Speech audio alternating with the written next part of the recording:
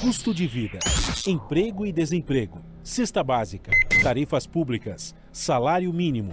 Agora, na Brasil Atual, a análise do DIEESE. E nós vamos fazer contato agora com a economista e supervisora do escritório do DIEESE na Bahia, Ana Georgina Dias. Bom dia, Ana. Bom dia, Glauco. Bom dia a todos e todas as ouvintes. Ana, dados do Observatório Social da Petrobras, que é uma organização ligada à Federação Nacional dos Petroleiros, mostrava que no começo de maio o diesel tipo S10 na refinaria de Mataripe, que é a antiga Landulfo Alves, na Bahia, estava custando R$ 1,10 a mais que nas refinarias da Petrobras, que era uma diferença de 24,3% ali àquela altura.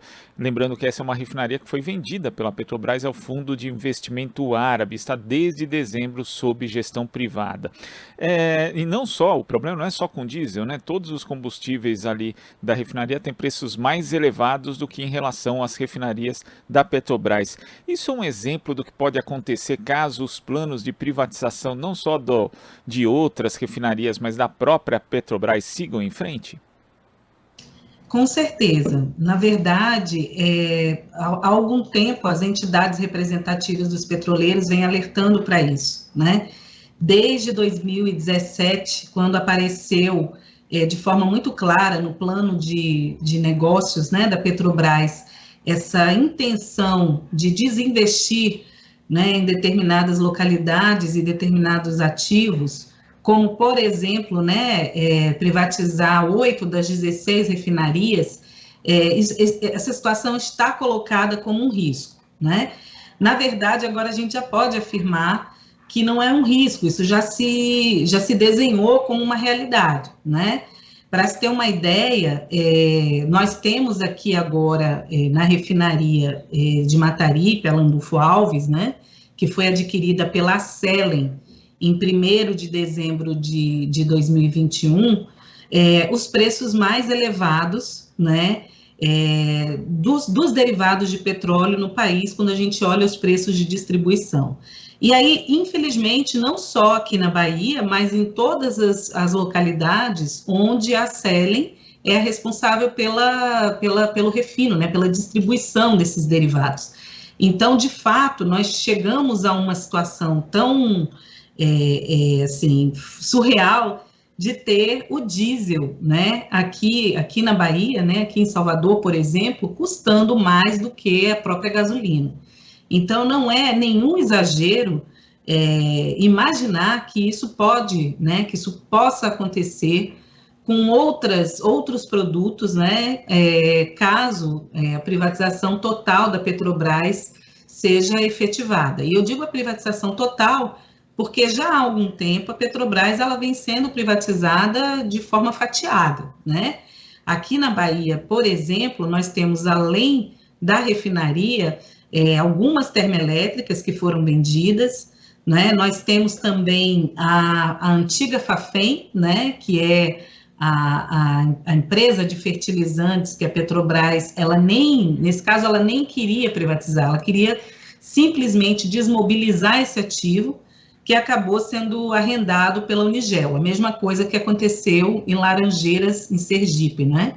E enquanto também, nesse momento, ela tenta finalizar uma venda da Fafem de Três Lagoas, né, ainda em construção, para um grupo russo. Então, não é exagero a gente ter medo de ter, de fato, um aumento ainda maior nos preços de derivados de petróleo por conta da privatização. Inclusive, Ana, a Selen ela descumpriu a promessa e não retomou até agora o abastecimento de navios que passam pelo Porto de Salvador, o fornecimento que foi interrompido ali em 1º de dezembro, justamente quando a Petrobras repassou à companhia privada o controle da refinaria, e até agora, quer dizer, não houve uma regularização disso. Então, além da alta no preço dos combustíveis na refinaria, nós tivemos também aí mais um exemplo de que aquele discurso de que a eficiência de uma empresa, se for passada para as mãos da iniciativa privada, vai melhorar, na prática também isso não tem se confirmado? Não. É ótima a sua observação, e aí isso mostra talvez a grande diferença da gente ter um controle estatal ou um controle privado em empresas que são estratégicas, né? Basicamente, a Selen, ela deixa de fazer esse abastecimento de navios, basicamente porque para ela não é atividade lucrativa, não é uma atividade que interesse.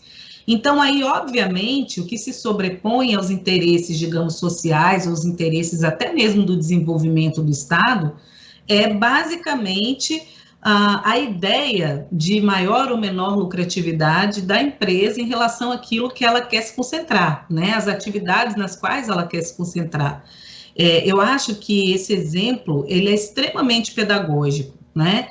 Da mesma forma que nós, né, não só o DIEESE, mas o INEP e as entidades representativas, né, dos petroleiros alertavam isso há alguns anos atrás, desse risco, não só o risco da alta de preços, né, o risco de você ter quase um monopólio privado em determinadas localidades, mas o próprio risco de desabastecimento de alguns produtos, né? A gente vê, por exemplo, essa questão relacionada aos navios, que eles basicamente ficam desassistidos quando chegam, né, em Salvador por conta de uma decisão unilateral da empresa. Então, é um risco muito real, não é? E isso sem contar também com o próprio fato de que essas decisões, elas são tomadas, como eu já disse antes, basicamente voltadas para o que é o interesse da empresa. Então, no momento em que nós temos, por exemplo, uma inflação extremamente acelerada, e aí eu vou falar dos estados, sobretudo do Nordeste, né, que são abastecidos pelos derivados produzidos, né, aqui na refinaria Landulfo Alves, nós temos ainda um processo de aceleração maior da inflação, né, nessas localidades, como eu disse, sobretudo do Nordeste, onde a gente tem, por exemplo, um rendimento médio muito menor do que o rendimento médio de outras localidades do país, como o Sul e Sudeste. Então, além de ter uma questão específica, como você bem mencionou, relacionada ao abastecimento dos navios, a gente tem também todo um processo de impacto na vida das pessoas, né? Até em proporções mesmo que muitas vezes a gente não leva em conta quando pensa na questão da privatização. E eu acho que uma outra questão que cai por terra é a ideia de concorrência. Nós teríamos uma maior concorrência caso a Selen ou o grupo Mubadala, que foi quem adquiriu a refinaria, chegasse aqui com a ideia de construir outras refinarias. A partir do momento que eles simplesmente adquirem um ativo da Petrobras, e até agora, pelo que me parece, não foi feito nenhum investimento, né, em aumento de capacidade de refino, por exemplo, ou não há pretensões de construir, pelo menos nesse momento, novas refinarias, essa ideia de concorrência ela é completamente fantasiosa, né? E quando você fala das atividades em que a empresa vai se concentrar, que obviamente vão levar em conta, como você disse, Ana, prioritariamente o lucro, isso pode acabar afetando outros setores da economia, como nesse exemplo da questão do abastecimento dos navios, em contraste com o que nós já vimos no Brasil, por exemplo, com a Petrobras sendo muito importante, praticamente para uma ressurreição do setor naval brasileiro, isso obviamente aliados a outro tipo de política, de estratégia de desenvolvimento nacional, de produção de conteúdo nacional que houve no passado, e agora o Estado acaba abrindo mão dessa oportunidade de coordenar atividades que poderiam gerar emprego e renda para as pessoas, ainda mais no momento tão difícil de crise econômica e social, Ana. Com certeza. Um exemplo que até é um pouco, digamos assim, fora, né, desse setor de petróleo e gás, mas a parte, por exemplo, de biodiesel, né? A decisão da Petrobras de desinvestir nessa área significa, por exemplo, reduzir a possibilidade de renda e meio que desmantelar toda uma cadeia que foi criada de pequenos produtores, né, de produtores agrícolas que forneciam insumos para esse biodiesel, por exemplo, né? A própria questão também, que você muito bem mencionou, a questão do conteúdo local, né? Obviamente que empresas privadas, como vão ter basicamente o lucro como objetivo, essa preocupação em geração de emprego e renda, né, nas localidades onde ela está instalada, ou então a própria questão mesmo de difusão de tecnologia, né? ela fica abandonada. É um exemplo muito triste dessa decisão da Petrobras e também já de antes, mesmo no início ali da Operação Lava Jato, é o abandono, não é, do estaleiro São Roque do Paraguaçu, aqui no Recôncavo Baiano, não é, que já com 90% dos investimentos feitos, ele foi abandonado. E ali criou-se toda uma expectativa naquela localidade em relação à geração de emprego, à geração de renda, outros tipos de investimentos, né, de negócios foram criados ali nessa expectativa e foram completamente desmontados, desmobilizados. Então, isso em termos, não só em termos sociais, mas sobretudo em termos de desenvolvimento, é realmente bastante frustrante e é preocupante, sobretudo quando a gente pensa que hoje a Petrobras, ela tenta se concentrar, ela tenta concentrar suas atividades basicamente no Sudeste, não é?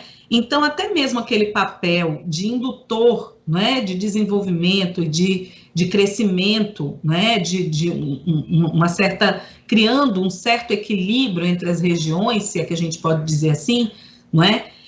Isso é abandonado, né, juntamente com essa política de conteúdo local, que não só, como eu disse, tem um caráter de poder gerar emprego e renda, mas, sobretudo, também até de desenvolver mais a nossa tecnologia, né, em busca de melhores possibilidades de produção e de criação de oportunidades mesmo, né? Então, assim, é desastroso se a gente for pensar sobre todos esses pontos de vista.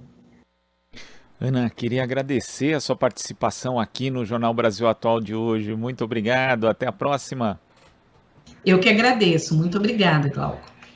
Conversamos aqui com a economista e supervisora do escritório do Diese na Bahia, Ana Georgina Dias.